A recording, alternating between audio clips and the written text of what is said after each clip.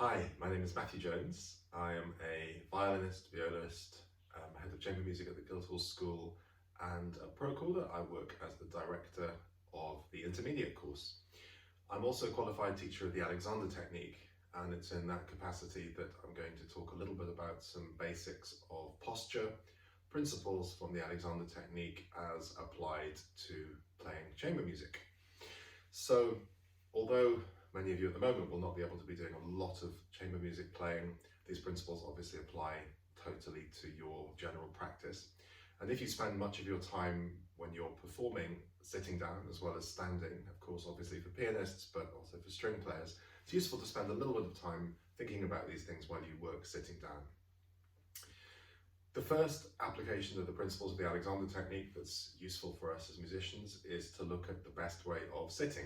And I'm often asked questions by the literally thousands of musicians that I've worked with the Alexander technique over the years about how best to approach this.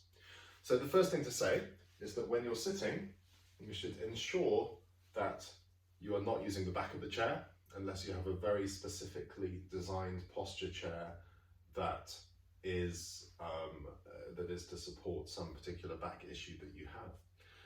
But if ideally you want to be sitting near the front of the chair, and any chair that is not totally flat and that tips backwards, you definitely want to make sure you're near the front of the chair. So if you come sitting towards the front of the chair, and then just look at the position of your feet. So most of the time we'll be asking you to stay open and upright, but just briefly glance down at your feet, doing as little of the glancing down as you can by hunching your back.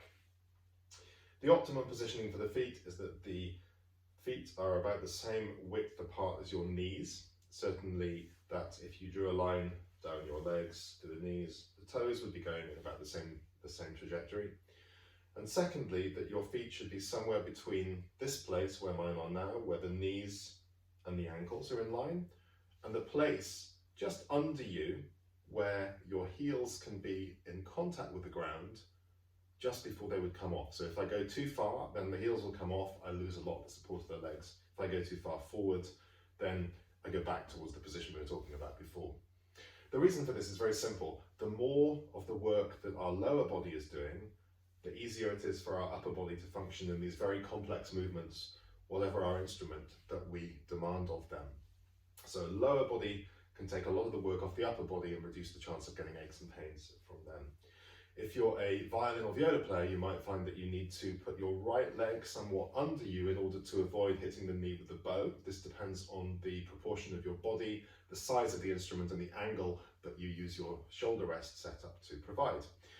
If so, make sure that your left foot is still flat on the floor in a really, really good place, as we discussed before, so that you make sure plenty of energy is going through that foot.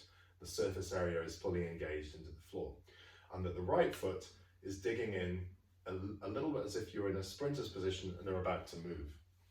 The definition of a good sitting position is a position from which you can stand easily. So if you're sitting like this, not a good sitting position, it would be quite tricky for you to get to stand up. If you're in a position like this or like this, then you can very, very easily engage your feet and stand up. So that's the true definition of a really good sitting position.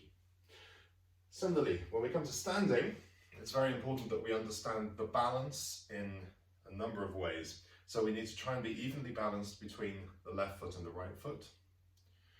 And we need to be evenly balanced between the toes and the heels. Very often, violinists, viola players end up with a bit of an arch in the back and their weight very often going towards the toes.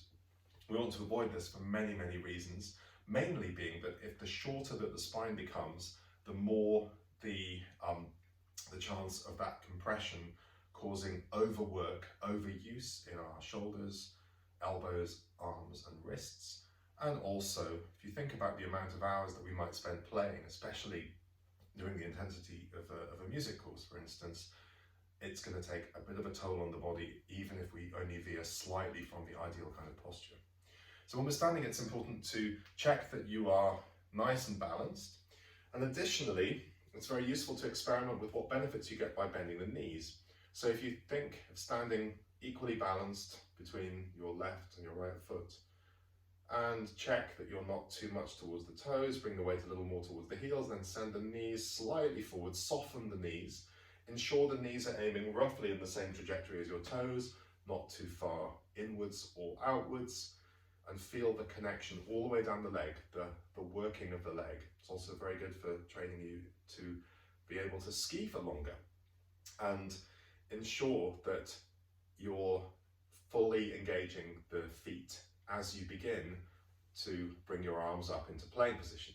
And do this even if you're a cellist, and of course don't stand up to play, or a pianist, but think about how much when you push down with the feet that it enables your arms to have a feeling of lightness and support from the lower body.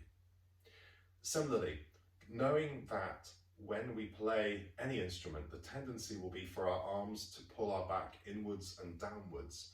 A really good thing to do just before you play, just try this, is that you bring your arms like this, upwards, outwards, stretch them round to the side, and then from there, come into your playing position, pretend to play your instrument, whatever it may be, to work out the difference in the feeling in the arms when we go the longest journey round, rather than just the normal way that we would approach the instrument.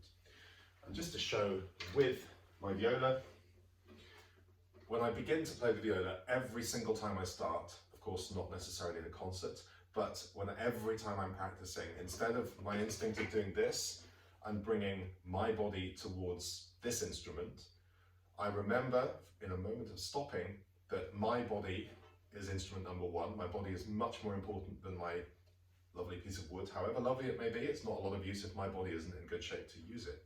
So that I try to remain in a good posture, stable position. Instrument comes to me the longest way around, so I might add a bit of stretching at this point around this way, and the instrument approaches me without me reacting to the instrument. For pianists, this is very useful to remember, especially if you're playing on an upright piano and the music stand may be slightly lower than it would be on a grand piano.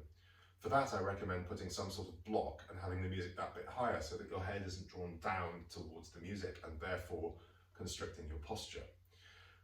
For cellists, posture generally is slightly better as a starting point than it is for upper string players, simply because the restrictions of where the cello can go often mean that we have to start with a relatively straight spine. However, cellists will always have a tendency to go forward with the neck or to the side of the neck to avoid the peg hitting us. So it's important for cellists to remain in contact with their both sitting bones on the chair. For upper string players, this idea of going the longest journey round is very important, and then avoiding any movement that contracts the spine or that creates asymmetry in the body.